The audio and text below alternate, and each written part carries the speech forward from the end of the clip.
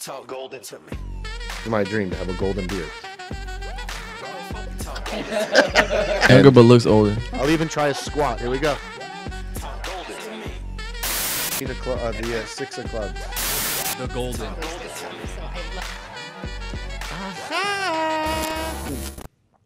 Welcome to another episode of Talk Golden to Me. I'll say it again. You are here at Talk Golden to Me. Your host, Evan Golden, Golden TV. As always, our studios are in the law offices of Berman & Berman. Today, we have a special guest. He is a one-man show. He's a stand-up comedian. He's a writer. He is an author. He is a director. But we brought him on here specifically for one reason only. As you're getting to know me, you know that I love mischievous. I love to sometimes misbehave. I don't know if it's the Scorpio in me or what has kind of drove me just to kind of be a little bit on that side of the wrong. But our stand-up comedian, Steve Marshall, is in the house, and he's created the Don't Behave philosophy. So you're going to have to stay tuned to find out exactly what this Don't Behave philosophy actually is, what it stands for. Should we be doing it? Should we be living it? Steve Marshall, a one-man show, comedian, actor, stand-up writer. I mean, if there's a title under entertainment, I think you kind of have that under your label now. Yeah, it just took me a very long time to just become Steve Marshall, though. That's really what it's about. The Steve Marshall. So awesome. Thank you for joining us. We're excited to have you here. Let's just get right into why you're here. Besides we get into the entertainment side, which I think it all coincides, and I think it all kind of comes together with your stand-up and your one-man show. But the Don't Behave philosophy. I love to misbehave. Tell me about your philosophy. I think that misbehaving is part of human nature, and it's healthy. And just like we have things that are called checks and balances or yin and yang, if you're behaving all the time, I think a little bit of misbehaving balances that out. If you know anyone that is a policeman or policewoman or a fire person, fireman or firewoman, or anybody that has a dangerous job, they usually have the sickest sense of humor. And I think that's the way that they burn off steam. And a little misbehaving, certainly if you want to meet a woman or flirting is misbehaving, isn't it? You have to misbehave a little. You have to push the boundaries a little. So I think misbehaving is something that, again, puts us back in balance. And also what it really means, when I say don't behave, I really mean don't behave like him, behave like you. We've got a whole environment that tells us to be different, to be unique. You watch ads on the Super Bowl. I think the Volvo car ad was be unique and be different. And then the second you're unique and different, people hate you. But it's the key to finding out who you really are. Here's another thing. If you don't misbehave, how are you going to find out who you are? It's almost like a child has to test the stove to see if it's on or it's off. How are you going to find out who you are if you're always behaving? You're not. And that's what Don't Behave is all about. It's misbehaving to find out who your authentic self is. When did you discover this philosophy and incorporate this? Have you been always kind of misbehaving? Well, according to my parents, I was. But I remember sitting in it just sort of comes naturally. In other words... I disagree. I think what you're saying is the hardest thing for people. I think that they're sheep and they're not lion, the people, and people are not natural born leaders. They're followers. People tend to conform, and don't behave means don't conform. So you go to the self-help section and you want to find out a book on how to be yourself, or you do Tony Robbins and you want to awaken the giant within, but then you don't. You're right. You just end up conforming. It wasn't working for me behaving like the other kids. I didn't feel like the other kids. My motivations were not the other kids. For instance, we have all this bullying. I've never had an interest ever in my life to bully someone. Have I pranked them? Have I made fun of them a little? But I was telling one of the producers of the show, right? I was telling him, listen, like I met someone in the. You were asking me. There was a beautiful young lady in the waiting room here, and I met her, and you start talking, and you start misbehaving a little. But if the person gives you the sign to back off, you back off, right? You back off. What's with these bullies? They just keep going forward. And I just grew up in Brooklyn, New York, in Flatbush, in a public school environment. I hated being picked on. And psychologists will tell you when you're abused, there's a 50% chance you will grow up to be an abuser, or you will have empathy. And I went with empathy. And I think that's not behaving also. Being kind is not behaving. Yeah, I think it's important to understand what the philosophy that Steve Marshall is talking about. When he says don't behave, it's to a certain level. We're not talking to the extreme. We're not talking about being malicious. Exactly. In fact, being kind is not behaving. How about this in this tremendous world of hate that we live in today, where we put on the TV and all we hear is hate? So to not behave in that environment would be to love more. I agree. Look, if you watch that's why I don't watch the news, because all they show is negativity and accidents and injuries, and it's interesting. But I think what you're saying is the way people should be living their life. But it's very hard with social media and kind of presenting yourself as someone you may not be, or being jealous of people. I think that a lot of people don't want to see other people win or be successful. There's a lot of, I don't want to say hatred in the world, but it's very hard, your philosophy, and I appreciate you now coming on a platform to preach this philosophy, because it will get through to people and say, I don't need to be copying them. I don't need to be like this. And also, beautiful. You don't need to copy anyone. You don't need to be like that. You have to take a risk to be yourself. It's a risk to be yourself. And I have a degree in accounting. Now do you believe I'm Jewish?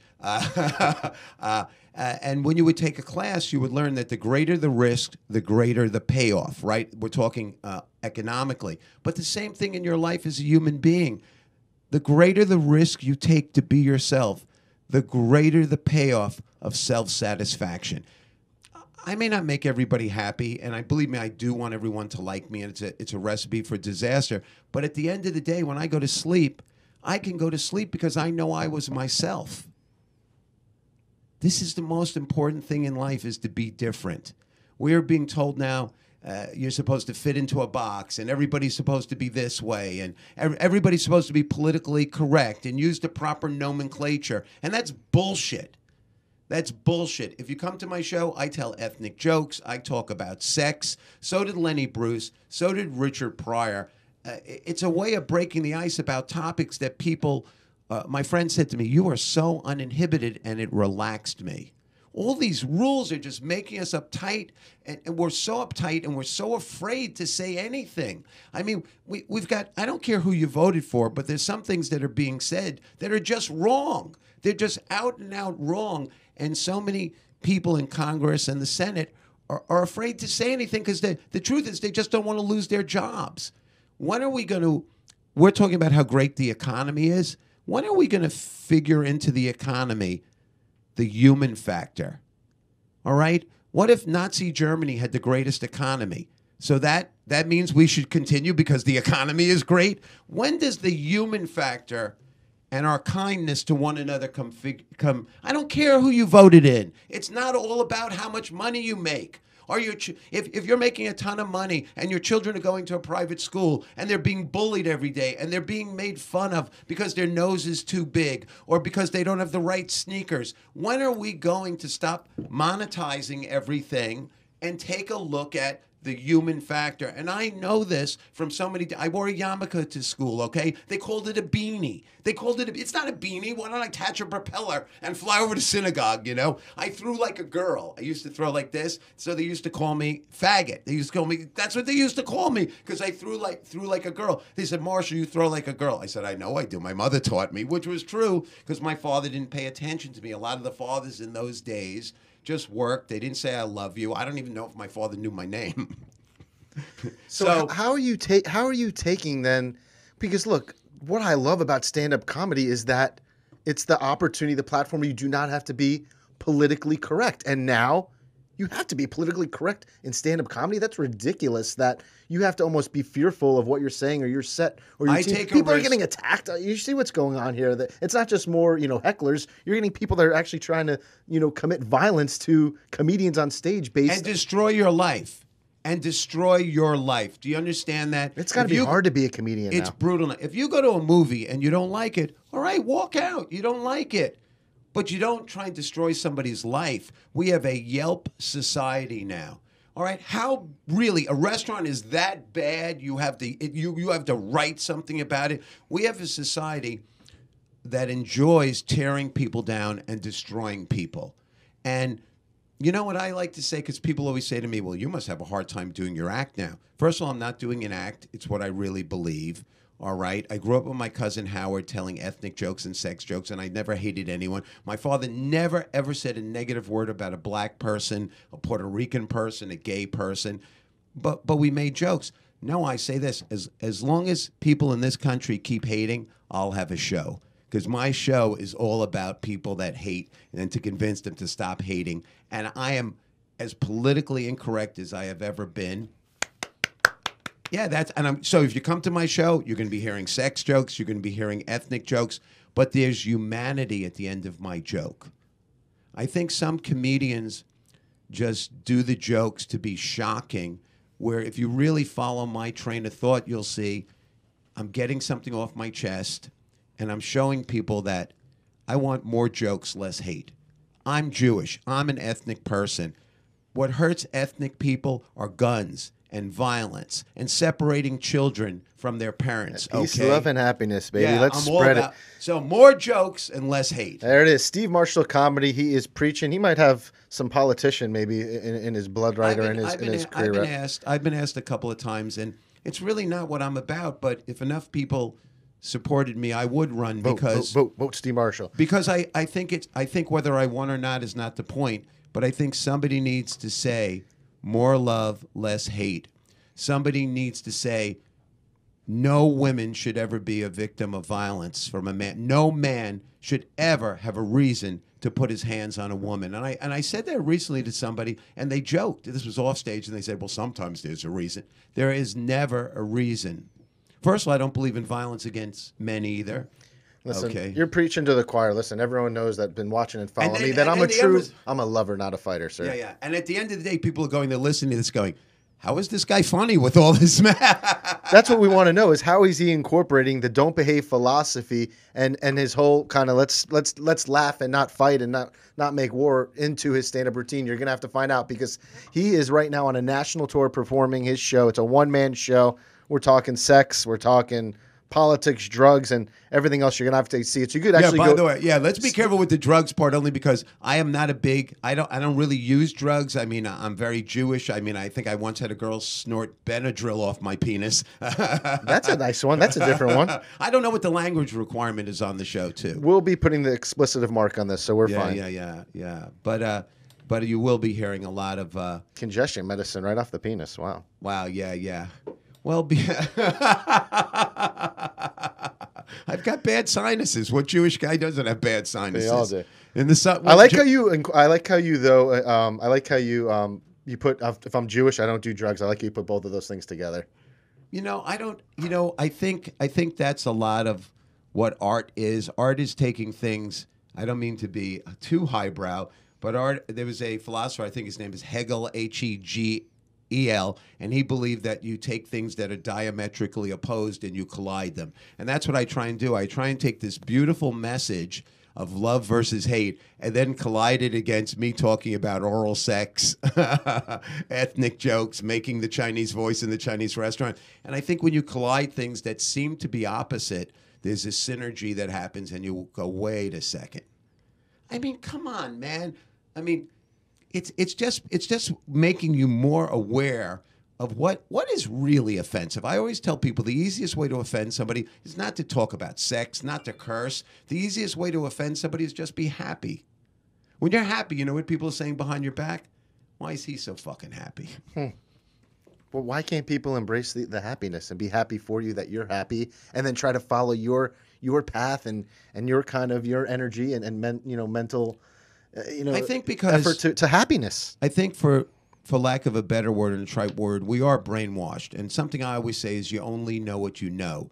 So if you grow up, let's say, for instance, you grew up playing basketball in a family where everybody plays basketball, and you go out and your father goes, you're not going out in those sneakers.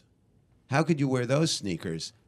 So the child begins to associate in order to play well at basketball, he's got to have Jordans or $150 sneakers. Marketing, branding. Now, the don't behave also means, think for yourself. Now, when we were kids growing up in Brooklyn, my mother was so cheap. My mother would buy sneakers out of a bin. They were $5. I remember playing basketball in jeans and shoes. You know what I mean? We just played. I saw a thing on soccer players, and I think it might have been Pele, the great Pele. They just practiced with like melons and things. That's what they had. So we're brainwashing a society that if you want to be liked or if you want to be accepted, and I love when people say, I'm not needy, I'm not needy. They're so full of shit. Everybody's needy and everybody's hiding. They want to be liked. So they're told, if you don't drive this car, if you don't have this watch, if you don't have this house. And I always tell people in the audience, I don't care if you have a Rolex watch, I don't care if you have a Rolls Royce, I don't care if you have a $9 million house. Everybody scratches their ass, looks around, and then smells it. We're all the same. 100%. 100%. We're all putting our pants on the same way. But the keeping up with the Joneses, look, you're in Boca Raton. You're in South Florida here right now. Right. So, I mean, we're there. Let me tell you. And but here's the thing. Another way, like, the easiest thing to do is to knock Boca Raton. So I think where the misbehaving comes in, so kid Boca Raton, a couple of years ago, I was in Boca Raton. It's very, very pretentious here if you don't know Boca Raton. And I went to Thanksgiving. The turkey had breast implants. I said, how much does the bird weigh? They said, it's a double D butterball, feeds 8. So in Jewish, you don't have to be Jewish. It's called kibitzing. It's called kibitzing. We make fun. We kibitz. We joke with each other. And I think, again, that brings everybody on a... What do you think about this? Well, It brings everybody on a level ground. Well, I think if you took that joke to the next step and you started talking about white meat or dark meat, that's where you lose the audience. Well, listen, I'm going to tell you now, I've eaten a lot of dark meat. Wow, good for you. Dip in that chocolate. Yeah, no, I love black people, because black people have always been good to me. Black people are inclusive, not exclusive. I hate this thing like... when you go to a club and now there's a VIP section and all these velvet ropes and all these, they pick you at the door whether you're good enough to come in. So I would go play basketball. I still play street basketball. And all the white kids, I'd ask them, oh, can I play with you? And they go, oh, no, we got ours. But they don't have theirs. They have, it's 3-on-3 and they have Well, don't 2. they know you throw like a girl? Well, I play ball well now. Oh. See, that motivated me. Okay. That was like in Citizen Kane, Rosebud the Sled. Those kids picked on me so much and treated me so much like I was effeminate and treated me so much that there was something wrong with me because I couldn't throw, that I started lifting weights when I was 13 years old. I became very good at basketball. I made the football team, and I'm a kung fu practitioner, and I fought full contact a couple of years in the ring, and it motivated me. I pushed back against it. However, it came a point where I still had to realize that even though people bullied me, don't give up who you are. I'm still kind. I'm not an alpha male. I never fought in the ring to viciously hurt anyone. I just wanted to show my skills. So we also have to be careful what we push back against. Well, that's what you were saying earlier. I think that you made the right choice, or some people that have been bullied or abused are gonna return the favor, which you didn't go with that route. Which, yeah, there was a movie. It was called The Imagination Game. I don't know if anybody saw that it. one. And the movie was about a guy who came up with. He created the computer because they were trying to decode things during World War II. He's Googling it now. The producer, I know he's going to watch that one. Yeah, tonight. it's great. It's called the Imagination Game. Well, he went to British boarding school, and the kids in boarding school, they picked up the boards. I don't know. They pulled him out with a hammer or some screw, and they put him underneath the floor, and they hammered him in and left him in the dark for like a half hour. And he said he learned something that night, that the reason people are mean, some people, is because it makes them happy. It gives them pleasure. Don't just gloss over this. I've thought about this many times over. We don't want to admit that there are some people out there that get pleasure by inflicting pain on other people. I'd like to do that to our interns just to kind of initiate them. Come on. So, but listen, there's sick people in this world. We know that, and listen, that's why we need more of the Steve Marshalls, more of the Golden TVs that are spreading good energy, good vibes, good aura, and more comedians too. I keep reading how they need not just me, but more comedians. Apparently, laughter is something. I had watched a special on late night TV. There was a documentary on I think it was called something like The Women of Auschwitz. And no, it's not a Playboy pictorial. And it talked about women that, here's the don't behave again also, which is Why don't you find out what the truth is? Don't just conform. So people would say to me, like sometimes I make jokes, and they'll say, you can't joke about that. And then I'll say, if you had watched this documentary on women that had been in the Holocaust, the young lady interviewing them asked him, did you ever joke around, even though you were in these horrible situations? And they said, yes, we did joke around. Mm-hmm. So humor, think about that one a second. In the most horrible situation of all time, these Jewish women, they didn't give up who they were, their sense of humor. There's something about humor. There's something about humor that saves, when you don't have money, when you don't have hope, humor gives you hope. Rabbi Goldberg from the Boca Raton Synagogue came to see my show. And afterwards they said, Rabbi, I just feel so guilty. I have a degree in accounting. I turned down a job with Price Waterhouse, which I did. And I feel so guilty that I'm just telling these, these silly jokes on stage every night. And he said, in Jewish religion, sense of humor is valued because sense of humor brings up the spirit in people. And when you bring up people's spirit, they have the strength to fight back. And isn't that, in a way, what we're seeing right now, even in the United States, that some people have the strength and courage now to fight back? Not to advocate, they're not advocating hurting anyone, but they have the strength to stand up. Let me tell you this, how important don't behave is. If black people behaved, they'd still be in the back of the bus. If black people said, we're not going to behave anymore, we're not sitting in the back of the bus anymore, all right? Jewish people saying, we're not going to behave anymore, we're not going to take it anymore. Never again is a total don't behave. Don't behave like that. They tell you to get on the train, you don't get on the train. They tell you to march this way, you don't march this way. Don't behave, never again. I think, and can I say also, here's a great don't behave. You go on radio shows and podcasts all the time, and a lot of these shows are just, they have a host and a co-host.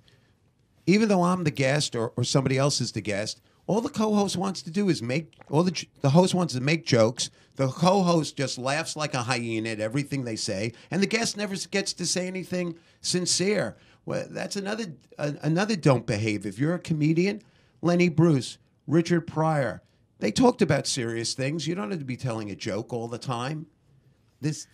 Well, hopefully you appreciate our show because this is a platform for our guests to speak, and no one wants to hear me. So, I don't think that's true. I think you're very kind and very giving, and it's nice. It's nice even to be on a podcast and be able to take a break from speaking, and that you can have a pause. Is this your first podcast? I've done so many of them. I thought I was taking your podcast virginity for a second. No. You came in as a professional. No, you want to say something? I never want to be a professional Steve Marshall. I always want to be an amateur, authentic Steve Marshall. This professionalism, there's something we call in art sometimes polishing the apple too much and you polish away the truth. We want to see some of the raw edges. Mm-hmm. When you look at people like Janis Joplin or Jimi Hendrix, let's go to rock and roll. Isn't rock and roll all about don't behave? It's about, they're telling you, oh, play your music lower. So they played their music louder. And they're telling you, oh, you can't sing about that. So rap artists said, you know what? We're sick of this bullshit, corny bullshit. We're gonna talk to our people about things that our people are interested in. And they didn't behave. Jay-Z, he didn't behave. Jay-Z, there were plenty of record companies he went to with his demos. Then he just started selling them out of the back of his car in front of the Marcy Projects in Brooklyn. All right? So how would Jay-Z have advanced if he behaved, if he conformed? So, I'll just write some songs that fit in with what your white people want to. And then white people don't have to rap. They can rap if they want to, but sing your songs, sing your message. Well, you really got me fired up today. Hey, Give me listen. the gold hat. Is it? Well, listen, this is what we do. Listen, I think there's a lot of great golden nuggets, as I like to throw in there, that you're providing. And look, it's a lifestyle. It's a way of a lifestyle change. It's not something just to do often. It's something you have to incorporate. You have to believe, and you have to be a risk taker, and you have to be yourself, be true to yourself, and you have to keep it 100. I like that you have some hip hop knowledge too. This guy, who knew?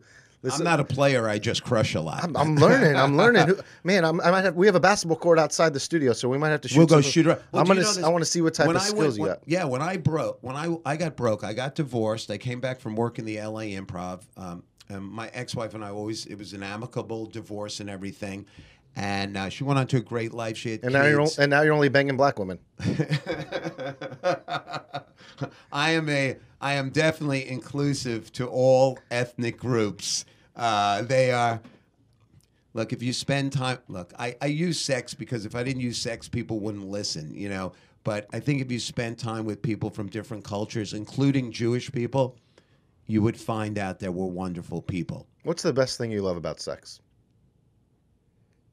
Oh, wow. I love the nakedness. I just love seeing naked women. I am obsessed with breasts. I just love them so much, and it's such a beautiful moment because going to school and majoring in accounting and being so analytical, I saw breasts and all of a sudden thinking, it was such a relief. Like joking is like a relief from all the hate in the world, and breasts were just like a relief from all the thinking and all the school and all the, I know it sounds funny, but breasts were a relief from homework. I just looked at breasts and there was no homework to be done. I just loved them. Did your mother breastfeed you when No, she gave... This is why. No, I think... No, she gave me a copy of Playboy and 2 glasses of milk. And my mother was flat-chested, so it might be a rebellion. Yeah, I think it's some of those complexes. Yeah, we could look into that. The first time I had oral sex, if this isn't too much for everyone, so I was like a geeky, non-athletic, socially inept kid. So I didn't have sex till I was 20, and I was very nervous. And so the first time I performed oral sex on a young lady, I was very, very nervous. And as I was doing it, I was like, holy shit, I'm a natural. I'm good at this. Yes, God. Yes, God. Oh, thank you. Oh, thank you. There's something I can do naturally. There's something I don't need a lesson for. Because, you know, a lot of Jewish kids and Chinese kids and Korean kids and maybe many other kids take piano lessons, and then they take soccer lessons, and then they take baseball lessons. But thank God I didn't have to take any lessons for sex. I was a natural. Self-proclaimed. Well, I was in situations where the compliments, I miss. Let's go back. Brett, you're a breast lover. Yes. Fake or natural? Oh, I prefer natural, but fake are okay. I'm not one of these idiots who goes, yeah, they were fake. I'm not into fake. Fake is very nice also. Are you? I mean, listen, I'm looking at your stand-up comedy show, and make sure you go to stevemarshallcomedy.com to check out where he's performing around the nation.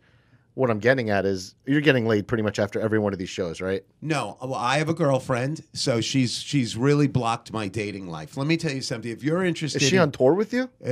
On what? Is she on tour with you?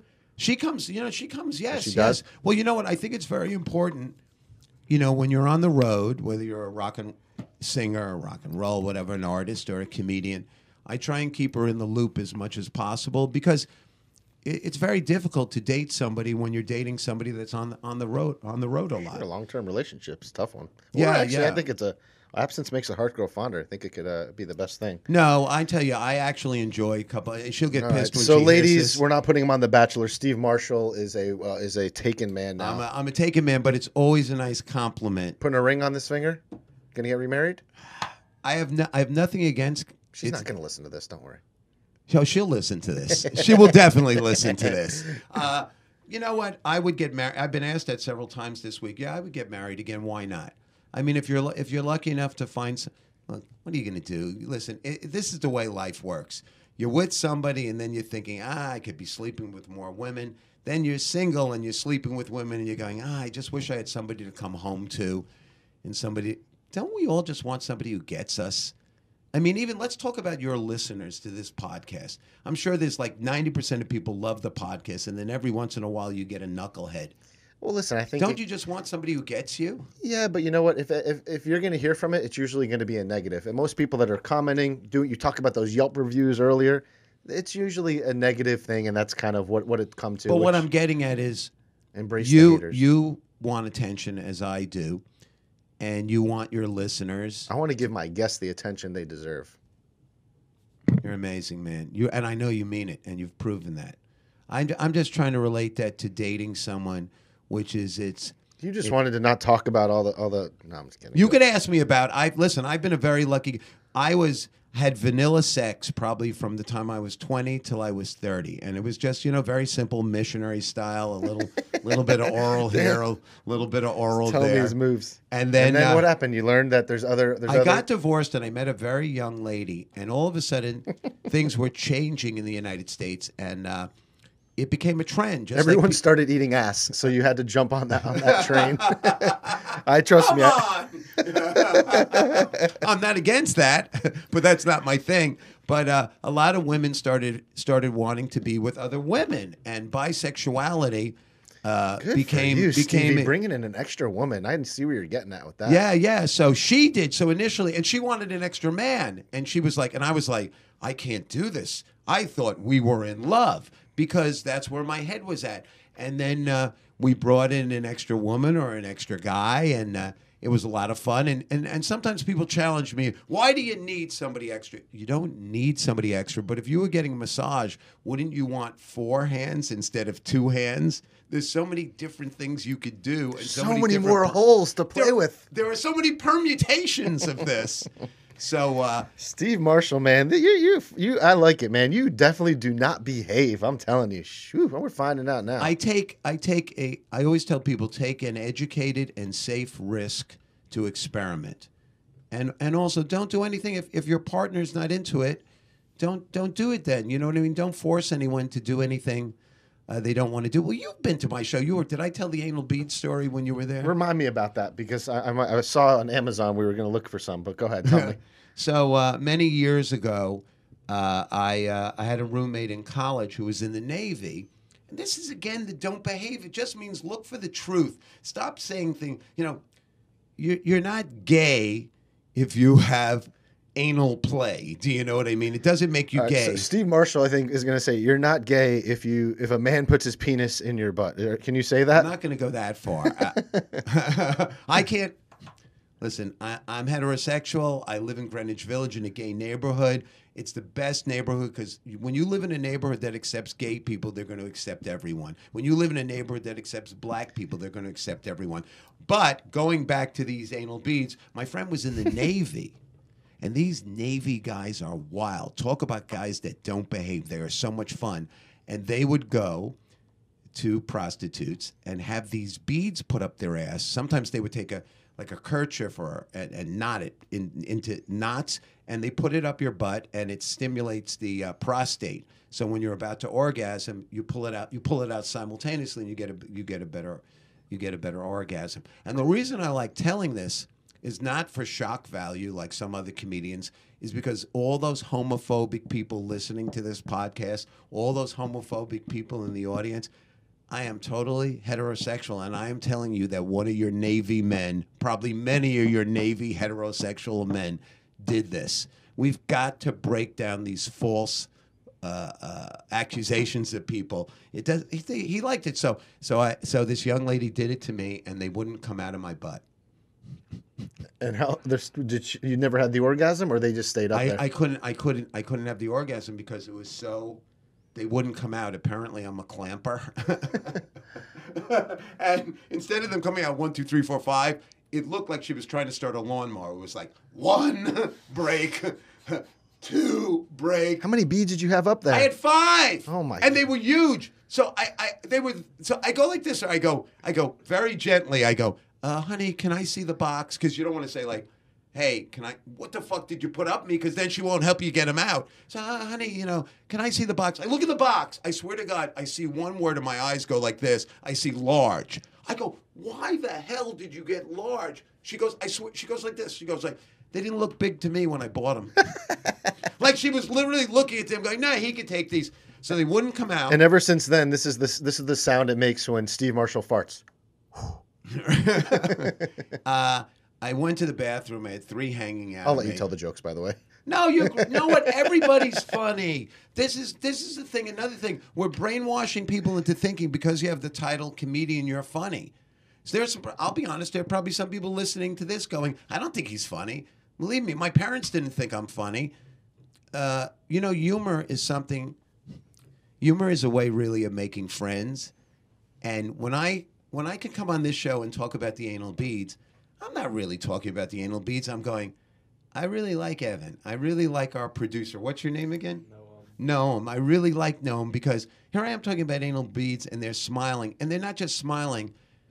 It's the smile and the laughter of love, of I like you, Steve. And I'm smiling back at Evan and Noam, giving you that smile, going, thank you for having me. I like both of you guys. We embrace your experience with 5 anal beads. I'm just glad that. So they eventually came out, I'm assuming. Yeah. I don't want to go to how. I had to go to the bathroom and sort of force them out. Oh, my goodness. I did a lot of things. So I did. Then I went to. What else have you put in you? Well, not much because I really am a clamper. It doesn't work. A clamper. So I tried doing, I think because I grew up so repressed and I grew up not having sex till I was 20. And my dad died when I was 15. So most of my young life was spent, it took him a couple of years going to hospitals. And my grandmother was very sick from 10 to 12. And my sister and I spent our weekends not playing sports or seeing other kids, or we went to the hospital to visit my grandmother or to visit my father. My father was supposedly diagnosed manic depressive and bipolar. He was put on lithium and librium, and anybody that knows about lithium or librium, you have to have the proper dose, and it blew out his kidneys, and he was given shock treatments. And I think this sense of humor, my cousin Howard was aware of what was going on with his uncle. And my Aunt Marilyn and Uncle Abe used to take me weekends because my house was just literally just all about how sick my father is, how sick my grandmother is, and my mother always yelling and screaming and fighting. And my Aunt Marilyn and Uncle Abe took me, and they already had 2 kids, and we just laughed and made jokes. My Aunt Marilyn was 5'10", 188 pounds. She was a Jewish pit bull. When my Aunt Marilyn passed away, her son said at the eulogy, my mother was so tough, she could return lingerie at an auto parts store. But that tough woman, she let me be me. She was the first woman I ever heard use the F word. Once she said, we must have been about 13 years old, we were driving in the car, and she said to us, if you 2 fucking kids don't stop horsing around. And we laughed so hard. It was so cool that she said the F word. We were like, my aunt is so cool. So hopefully when I'm talking about anal beads or I'm talking about having sex or ethnic jokes, I'm just looking for love. I'm just looking for people out there listening to go, the young people go, he's a cool uncle. Because you know what? If I can talk about anything, then if I had children or friends, you could come to me with your problems, because I think you can tell I'm so open-minded that if you had a drug problem or you had any sort of problem or you're feeling depressed or suicidal, I hope people would go, I can talk to Steve. You can tell from his sense of humor he's open-minded and he's kind. Absolutely. That's what this is all about. My Aunt Marilyn let me come out of that prison at 600 East 18th Street, apartment 1J, and she let me tell every crazy joke in the world, and she was 5'10", 188. She used to laugh and stomp her feet, and my Uncle Abe, very conservative CPA Jewish guy, would go, honey, you're going to get a heart attack. Honey, stop laughing. And we would laugh and eat and cry. And not just Jewish people, Italian people, Chinese people, Korean people, white people at barbecues, white people at cookouts. This really is the American way. The American way is to spend time with your family, misbehaving, cracking jokes, kibitzing, eating, right? Not going out and hurting people. 100%. And listen, this is what people need in their life. So go to StephenMarshallComedy.com now. Check out his tour date. Listen, there's no better medicine in the world than laughter. And this is what you could get from Steve Marshall Comedy. One-man show. So make sure you go to him, support him. We appreciate your time coming on the show today. My Twitter is @Don'tBehave, DONTBEHAV. Please go on Twitter and tell me what you liked, what you didn't like. Please, in a positive, not a positive way, in a kind way, say what you liked about the show. My Instagram is BeCalm, BeCalm, Don't Behave. BeCalm, Don't Behave. I'll be at the Boca Black Box in Boca Raton Thursday of this week. I think it's July, 17th? Tomorrow night. Tomorrow night. Then I return Friday. You can always find me at Dangerfield's. Rodney, I tell you, I don't get no respect. You know, my dog's favorite bone is in my arm. So, hey, Rodney was a guy who was considered a loser. He was portraying a loser because most of us are not Goliaths. Most of us are Davids. We got to support all the small people out there. We're not small. You know, there's a great quote, ordinary people do extraordinary things. Everybody has a Goliath within them. So I'm at Dangerfields all the time. I'm at Broadway Comedy Club in New York City, Greenwich Village Comedy Club. I just got back from the Laugh Factory in Vegas and Reno, SteveMarshallComedy.com. I'm sorry I have to plug the social media. No, we want to make sure it is so important because today's club owners will book you based on your social media. I could have the greatest message in the world. If people are not coming, they don't want. I always joke about Martin Luther King. If Martin Luther King were a comedian, he would be, I have a dream. And the waiter would go, forget that. You have a 2-drink minimum. So just thanks for having me, Evan. No, we know appreciate him. Did I it. say it correct? How do we Like, know him? Like you know him. I do know him. I hope everybody knows me better. I can't thank you guys enough We for having appreciate me. your time, Steve Marshall. You are a pleasure. I like your insight. I love the way you're living your life. You're living your life right. I think everyone that's viewing, listening, will definitely be inspired by you and your philosophy of don't behave. Thank you again for joining us on another episode of Talk Golden to Me. Our guest, Steve Marshall, in the house. Amazing philosophy, amazing way of living life. We appreciate you. Like us, stream us, but not about us. I want you to make sure you follow Steve on Twitter, follow him on Instagram. That's all linked back at StephenMarshallComedy.com. We appreciate you. Go see him live. It's like no other. He'll blow your mind. Thank you again. We out of here. One love, one love, one love, one love, one love. One love, one love. It's golden time. One love, one love, one love. Evan Golden. Be. One love, All right, that's one love. Steve Marshall. What a man. We out of here.